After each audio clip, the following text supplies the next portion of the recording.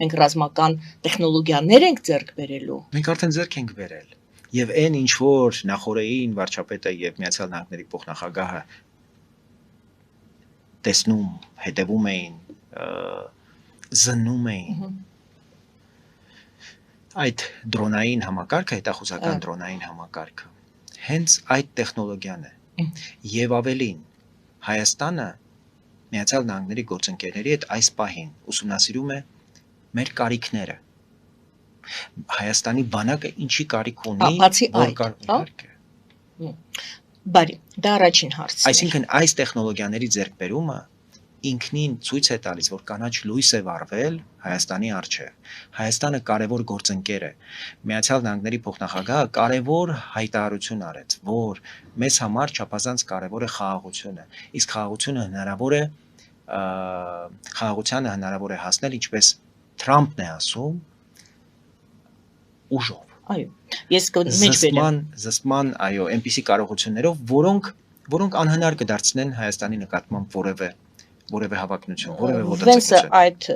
հատվածում ասաց հետևյալը, եւ դա օգտագործվելու է ռազմական տեխնոլոգիաները դա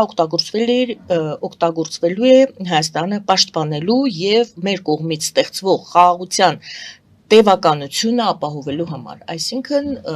սա որոշակի կարելի է նաև ուղերձ Ադրբեջանին համարել, այո։ Ով կուզի թող հասկանա։ Այդ ռազմական տեխնոլոգիաների մասնավորապես հետախուզական սարքերի հետ կապված ասում են Իրանը կարող է անհանգստանալ Իրանի շուրջ ստեղծված այսօրվա իրավիճակում հետախուզական տեխնոլոգիաներ տալ Հայաստանին, արդյոք չի նշանակում փչացնել հայ-իրանական հարաբերությունները։ Հայ-իրանական հարաբերությունները երբեք չեն կարող փչանալ, որովհետև Հայաստանում չի կարող գտնվել գեթ մեկ ուժ, կլինի քաղաքացիական պայմանագիր, թե այլ որևէ քաղաքական ուժ, ով կարող է խոսել հայ-իրանական հարաբերությունների այսպես վատ թարացման մասին կամ դրանց ոչ բարեկամական բնույթի մասին։ Կամ արդյոք եթե Իրանի հարևանը ինչ պետք է ունենա, հայ-իրանական հարևանությունը եղբայրություն է, եւ ես կարծում եմ, որ մենք մշտապես անկեղծ ենք եղել Իրանի հետ եւ որևէ երրորդ երկրի հետ մեր հարաբերությունները երբեք չեն եղել Իրանի դեմ եւ չեն կարող լինել։ Անկախ նրանից, որ Իրանը շատ կարևոր դերակատարություն է ունեցել վերջերս Սյունիքի հարցում, անկախ նրանից, որ Իրանը նաև երբեմն զգուշավոր չեզոքություն է հանդես բերել հայ-ադրբեջանական եւ ղարաբաղյան հակամարտությունների վերաբերյալ, մենք հասկացել ենք, որ Իրանը արել է իր լավագույնը եւ առավելագույնը, եւ մենք չենք պահանջել Իրանին անել ավելին։ Մենք մտածել ենք, որ Իրանի կարողությունները այդ պահին այդքան են։ Անկախ դրանից չպայմանավորելով դրանով, մենք միշտ Իրանի հետ ձգտել ենք եւ շարունակելու ենք ձգտել ունենալ լավ հարաբերություններ։ Իրանի հետ Միացյալ Նահանգները անցյալ շաբաթ կարևոր բանակցություններ են անցկացրել, միջնորդավորված։ Օմանում միաժամանակ գտնվել են Միացյալ Նահանգների նախագահի ներկայացուցիչները, իր փեսան եւ Վիտկոֆը եւ Իրանի արտգործնախարարը։ Նախորդին Թուրքիայի արտգործնախարարը ասաց, որ ռազմական ճանապարհ Իրանի հակամարտության կարգավորման կարծես այս պահին այլևս չկա։ Այսինքն երկու կողմերն էլ հակված են խոսելու։ Իսկ դա նշանակում է, որ Իրանի նկատմամբ Միացյալ Նահանգների բոլորովին նոր քաղաքական դարաշրջանի սկիզբ է դրվում։ Միացյալ Նահանգները եւ Իրանը արդեն ուղիղ խոսելու պատուհան ունեն։ Դե դեռ անուղղակի են խոսում, իհարկե։ Այո, բայց ես կարծում եմ, որ քանի որ Միացյալ Նահանգները մեզ համար չափազանց կարևոր ստրատեգիական գործընկեր է, եւ մենք ասում ենք, որ նույնքան կարևոր է Իրանը,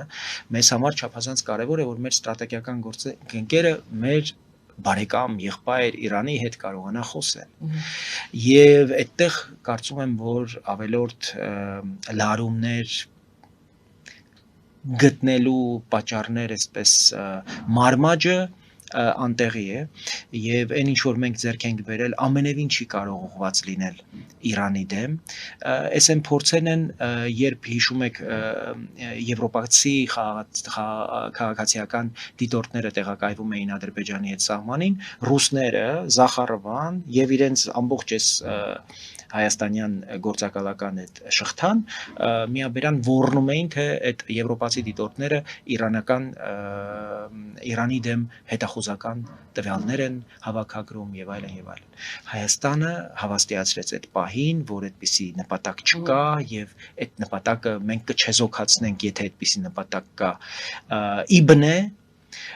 եւ ասեմ որ թե եվրոպացի գործընկերները թե ամերիկացի գործընկերները միշտ ըմբռնումով են հասկացել Հայաստանի եւ Իրանի հարաբերությունների զգայուն լինելը եւ հասկացել են որ մենք Իրանի հետ մեր սահմանը կոչել ենք կյանքի ճանապարհ մենք երբեք չենք մոռանալու Իրանի ձեռք մեկնած օգնությունը ամենածանր մեր տարիներին եւ դա ուղեկցելու է տրամադրությունը ուղեկցելու է մշտապես հետեւաբար այդտեղ իհարկե հիմա ռուսներն էլ կան հանգստանան Իրանի մեր գործընկերների փոխարեն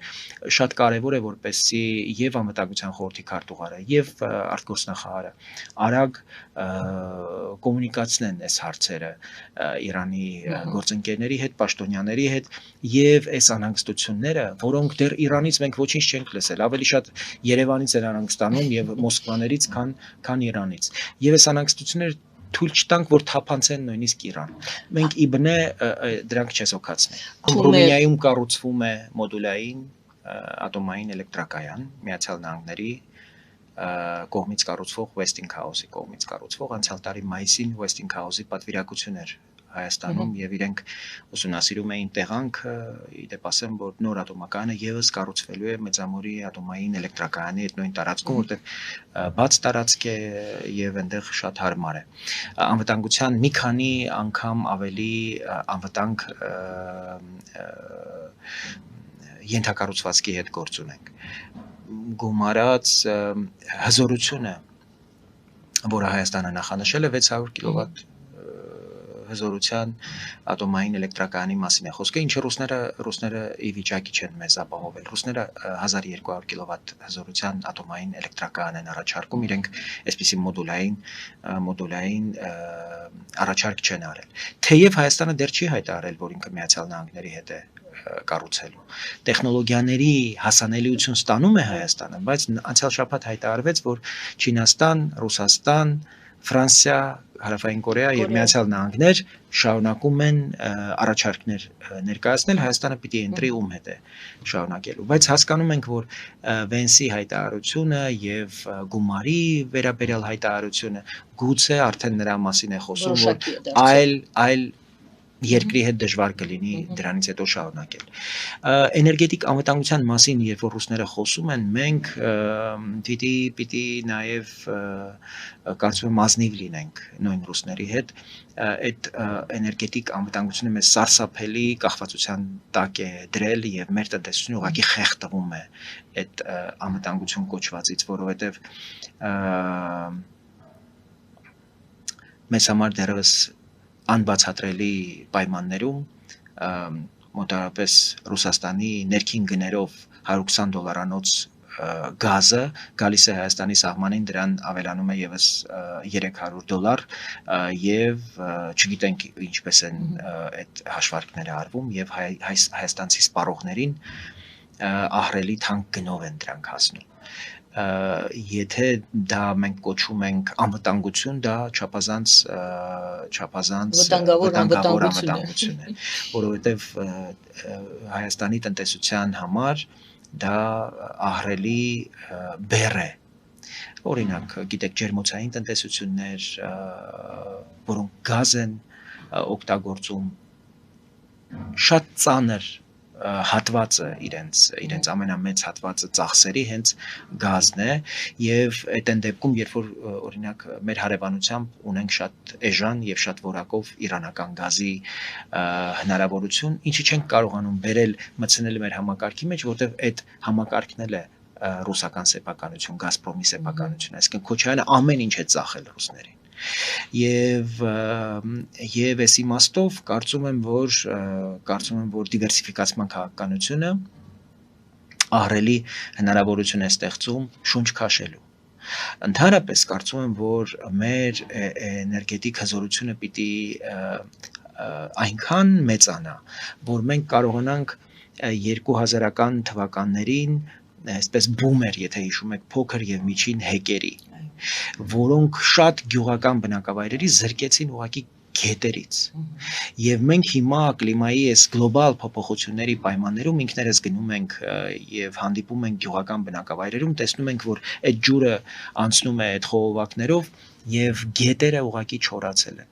Մենք պիտի այնքան էլեկտրաէներգիա գեներացնենք,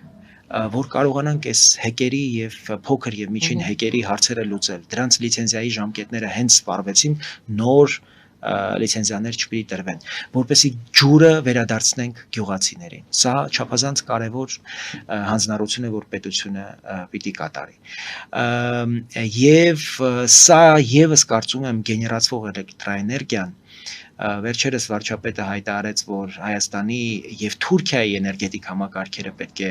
սինխրոնացվեն եւ համատեղվեն։ Սա եւս չափազանց կարևոր խոսակցություն է։ Հայաստանը ընդհանրապես իր բոլոր հարևանների հետ, կարծում եմ մենք ունենք Վրաստանի հետ այդպիսի նախագիծ։ Մենք հիմա աշխատում ենք